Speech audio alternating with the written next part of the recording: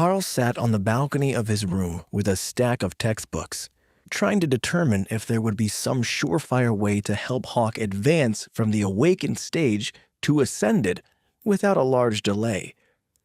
From what he knew of the Windspeed Hawk, their progression usually came from improved skills with Rend, along with an increased ability power level.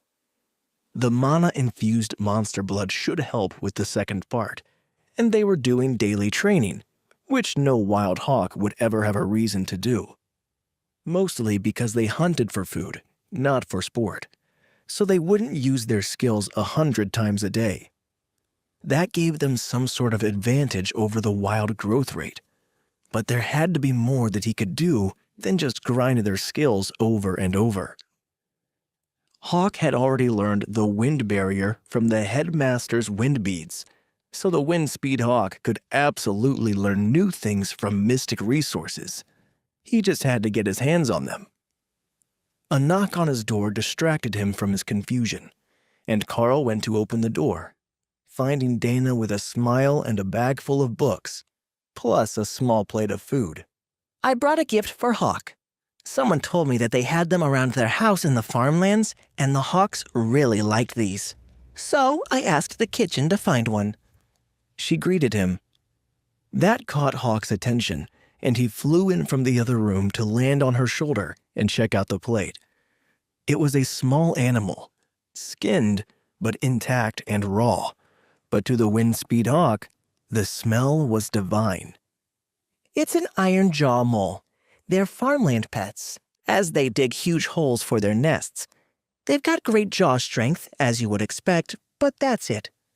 Unfortunately for them, they're even weaker than the earth mice in the fields outside the academy, and they've got no ranged attacking power at all. The trio walked back to the patio, and Dana set the plate on the table, where it was immediately attacked by Hawk. Mind your manners. I don't need you getting blood splatter on the textbooks, Karl reminded him. In response, the Hawk pushed the plate to the far side of the table, but didn't slow his pace, happily tearing the small animal to bits. What are you working on today? Karl asked as Dana set out a pair of notebooks, but no reference text. Mana control.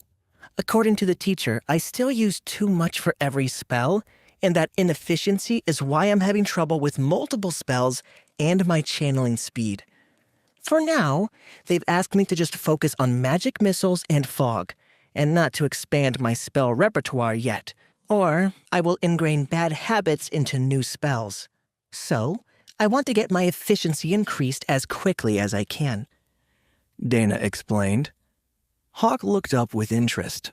That topic sounded like it would be useful to him too. He could kill more water balls that way and taunt the mages. Taunting mages was way more fun than Hawk had expected it to be, especially when they weren't allowed to attack him directly. That sounds like good advice.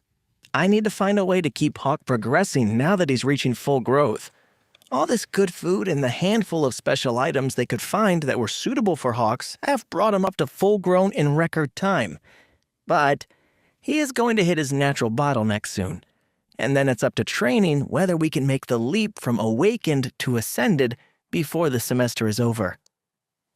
They studied in silence for a few minutes while Hawk finished eating, and then the bird flew up into the trees and brought them back a single pear, perfectly ripened. Karl remembered this one from the guidebook. It was supposed to help refresh the body and remove stress. A common enough effect for magical plants, but useful when studying. Karl cut it into thin slices, and Hawk took one small bite before ruffling its feathers and turning away. The pear smelled incredible, but it was too sweet, not at all to Hawk's liking. The humans could have it. Karl laughed at the Hawk's disappointed look and picked the pear slices for them to snack on. Then, Hawk stepped across the table and directly onto Dana's notepad. What are you doing, little man? Have we ignored you too much? She asked and stroked his head gently. Hawk preened at the attention, then shook himself and focused. He raised one claw and created a rend blade in front of him, then decreased the intensity to almost nothing before bringing it back up again, then down until it was almost invisible.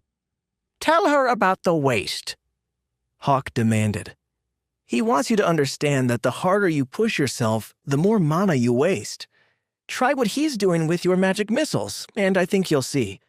Hold it in place and keep decreasing the power. The mana cost drops exponentially, Karl explained. Dana looked skeptical, but she did what he asked. The first few missiles nearly fired out across the academy grounds, as she had never before tried to hold them in place. But after a few minutes, she could hold and guide them where she wanted as she slowly reduced the power from the default full activation to barely a glow of light. How did you know to do that? She asked as she mimicked Hawk's cycle through the power range. It's instinctive for Hawk, and he taught me. By the logic of a wind-speed hawk, you should hunt with just enough power to take out your prey, so you don't waste more energy than you get back, Karl explained. So that's it. This is a huge breakthrough. I can see where I was going wrong. I was just focusing on the spell activation sequence and letting it go. I thought that I was doing well by controlling the direction. But if I focus on the mana flow, I can do so much more with it. There are likely so many things that we can learn from magical creatures that we have never thought of ourselves. The teacher's directions aren't even this detailed, and I've never seen another student actually reduce the power of their spells. They just increase their endurance and cast everything at full power every time, but with better control as they grow. Karl thought about that for a moment and shook his head. No, the senior students have learned to control and split the power as well. I guess they just thought that it would be too difficult for a new mage. But it makes casting spells way easier. Even if you do it at half power, you should be able to cast at least 5 missiles for every one that you could before. Dana and Hawk spent the rest of the evening practicing their skill control together, while Karl focused on finding more about the growth cycles and power increase triggers of various magical beast species. There were so many, but Karl was certain that if he worked on it, he could find some sort of pattern to the triggers. It should be either something to do with their skills, their body's alignment to an element, or some sort of environmental factor. He didn't believe that it was completely random and that it was all up to luck. With study, they should be able to trigger the advancements deliberately. The meditation and movement of energy to Hawk was certainly going to help, though he couldn't tell how much. But every meal since the advancement had given him a surge of energy, as he was absorbing the nutrients and embedded mana much more efficiently than a regular human would. That should be something normal for the elites, as the kitchens did deliberately prepare that sort of meal for every student. So the real difference should be that he could share the excess with Hawk instead of wasting it. Once it started to get dark, Dana finished making notes on what she had learned and then returned to her room for the night, while Karl prepared to eat one more late-night meal and meditate on transferring that extra energy to Hawk to help him grow. The only problem was that they would have to wait until there was a noticeable change to find out if these methods were working, and even then, they wouldn't necessarily know for certain which of the methods had the largest impact. There was no exact measuring method, which was why they had just loosely grouped monsters into categories based on their power rankings. But that also meant that near the boundaries of those rankings, there could be some uncertainty, unless the body or power went through a notable change. For example, when a devil cat went through the process of moving from awakened to ascended, it grew a second tail. That was a pretty simple and surefire way to tell. Many birds would gain a distinctive pattern on their feathers as they grew more powerful, and most mammals would increase in size in a sudden growth spurt.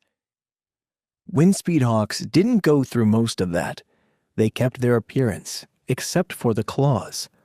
Once a windspeed hawk reached the ascended level, their claws would turn from a dull black to a translucent obsidian, and that claw material was an exceptional resource for elites learning similar skills.